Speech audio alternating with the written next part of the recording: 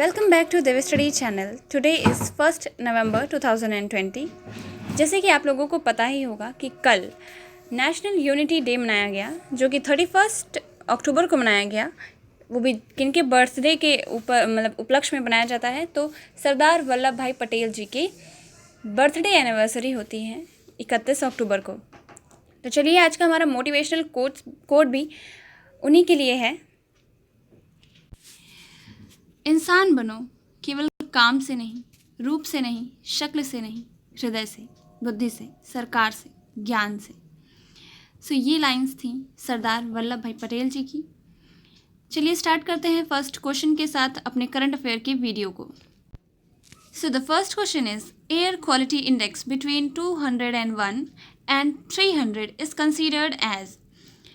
तो air quality जो index है वो 201 से 300 तक क्या कहलाता है? तो पुअर सिचुएशन होती है, उसे पुअर कहते हैं जब भी एयर क्वालिटी इंडेक्स 200 के ऊपर या 300 तक कही जाती है, और उसके बाद 300 के बाद वो हज़ार्डियस हो जाती है। तो नेक्स्ट क्वेश्चन देखते हैं।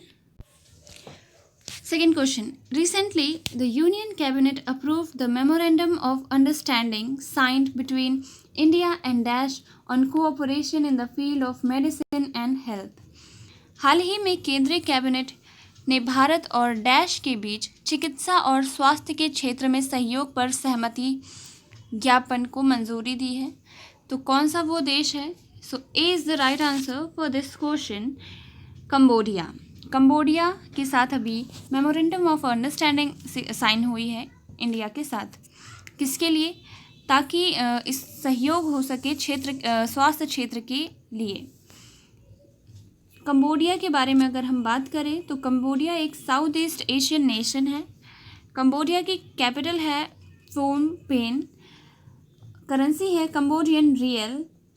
किंग है Norodom Sihamoni.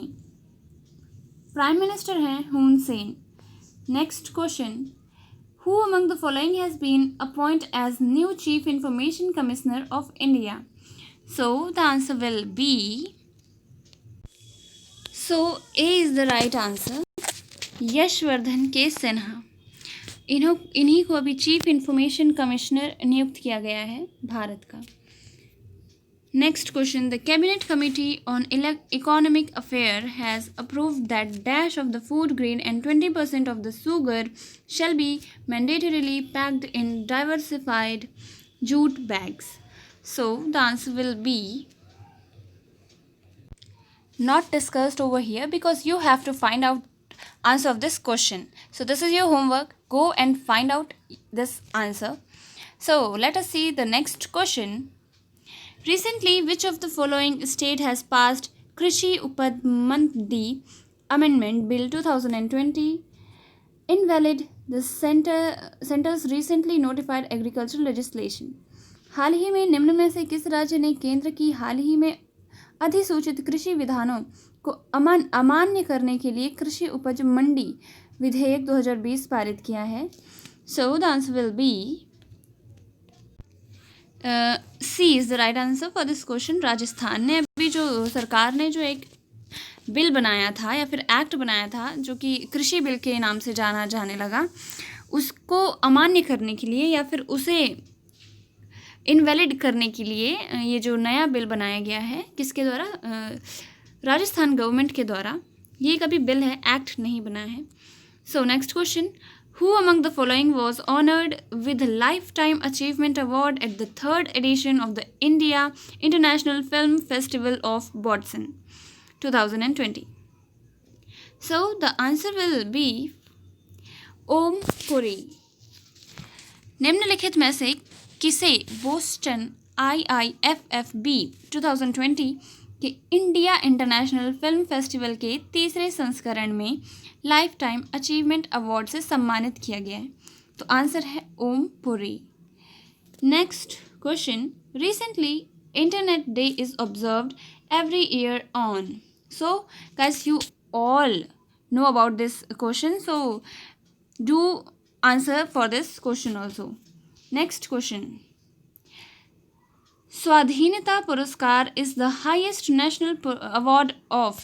So the answer will be Bangladesh का जो सर्वोच्च जो भी पुरस्कार है वो कौन सा होता है? तो स्वाधीनता पुरस्कार। Next question,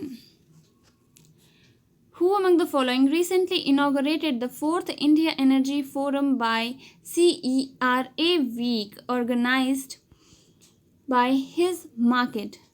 So the answer will be, so D is the right answer, Narendra Modi.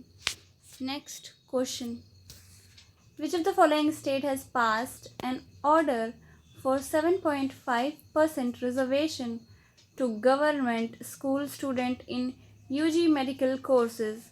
So the Tamil Nadu is the state which gives 7.5 reservations to government schools of school in UG.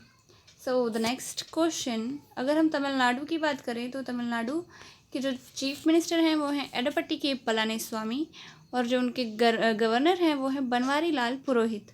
अगर हम capital की बात करें तो Chennai.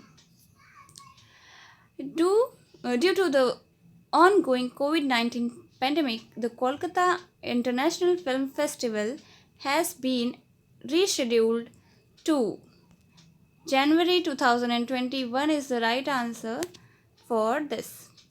So कब होने जा रहा है KIFF? तो जनवरी 2021 में इसका फिर से शुरुआत की जाएगी। किसका? कोलकाता अंतर्राष्ट्रीय फिल्म महोत्सव का। So this was the last question of this video. Thank you for watching and do subscribe my channel. Please like, share and comment also. Thank you once again.